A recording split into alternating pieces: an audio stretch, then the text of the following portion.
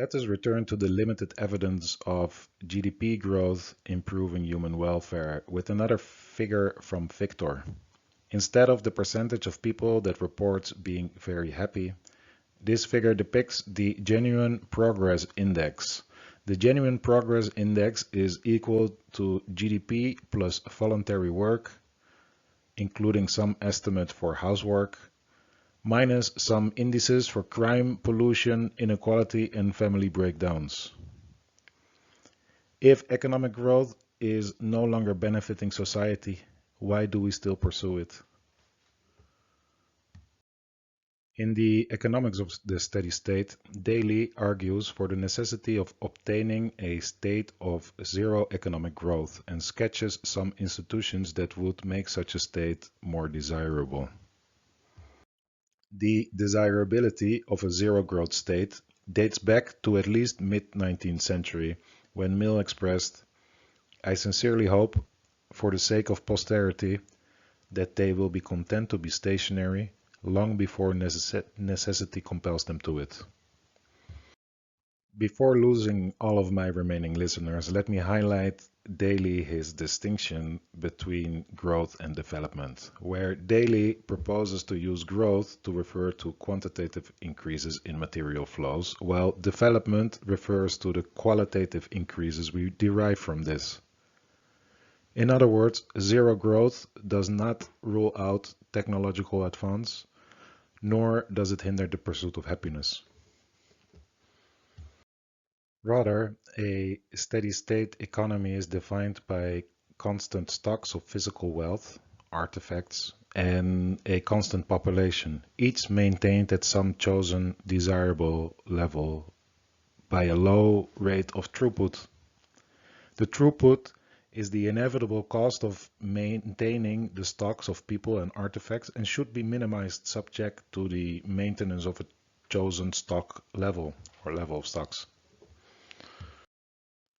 Since stocks are constant by definition, efficiency can be raised by increases in either service efficiency or maintenance efficiency. Here, efficiency is defined as the amount of service or happiness that we get per material flow, named throughput.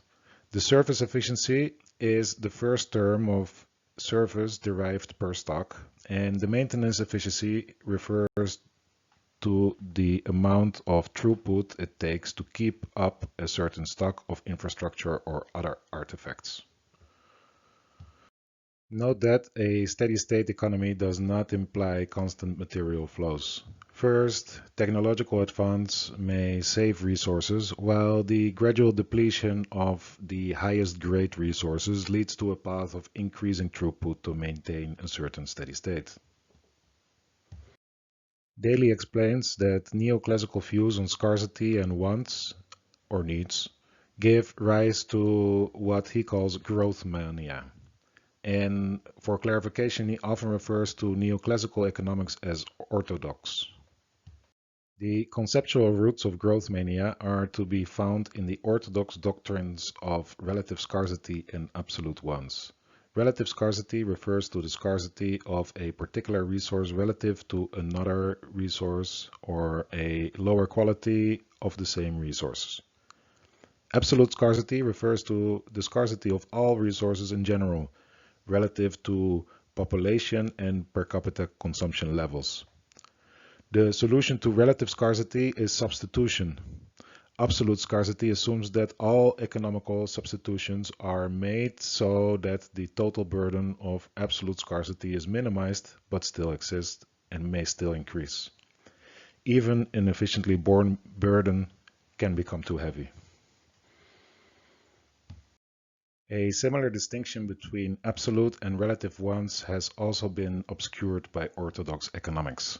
Following Keynes, we may define absolute wants as those we feel independent of the situation of our fellow human beings. Relative wants are those that we feel only if their satisfaction makes us feel superior to our fellows. Orthodox theory assumes that wants in general are insatiable and extends to all wants the dignity of absolute status, i.e., The satisfaction of relative and absolute ones is considered equally legitimate and equally capable of satisfaction in the aggregate by means of economic growth.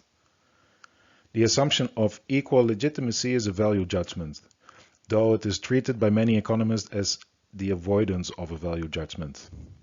And the assumption of equal capability of satisfaction is either a logical error or an implicit acceptance of a value judgment in favor of increasing inequality. If there is no absolute scarcity to limit the possibility of growth and no merely relative ones to limit the desirability or efficacy of growth, then growth forever and the more the better is the logical consequence. It is also the reductio ad absurdum that exposes the growth orthodoxy as a rigorous exercise in wishful thinking. As a theory that is against the second law of thermodynamics as well as against common sense, it is simply a brute fact that there is such a thing as absolute scarcity and such a thing as relative ones. Furthermore, these latter categories eventually become dominant at the margin as growth continues. The implication of absolute scarcity and relative ones is the opposite of growth mania, namely the steady state. Daly also speculates over what institutions such as steady state economy would need, formulating three clear design objectives: to stabilize population and physical wealth while limiting inequality, and I guess a fourth stretch goal of achieving allocative efficiency. Daly also proposes four design principles, being limiting sacrifices to personal freedom, leaving slack between environmental pressure and capacity, starting from current rather than imaginary conditions, to tighten constraints gradually, and to put minimum faith in our ability to plan while putting maximum faith in nature's regenerative power.